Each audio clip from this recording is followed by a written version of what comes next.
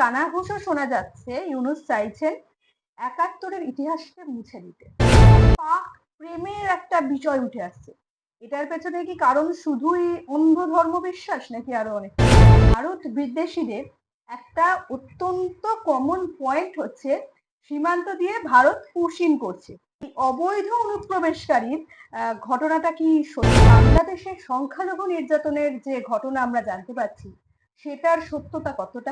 যেটি deep state ষড়যন্ত্র, যেটি আমেরিকা বিভিন্ন দেশে করে থাকে। বাংলাদেশে বর্তমান যে সরকারটি আছে, এই সরকারটি কোনোভাবেই বাংলাদেশের সংবিধানের সঙ্গে যায় না। এটি হচ্ছে ইউনূসের জঙ্গিবাদী মনোভাবের একটা অংশ।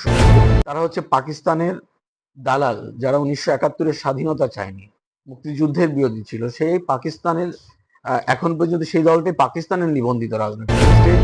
যে আন্দোলন আপনারা দেখেছেন বা আমরা দেখেছি, সেটি মূলত ছাত্রদেরকে সামনে দেওয়া হয়েছিল।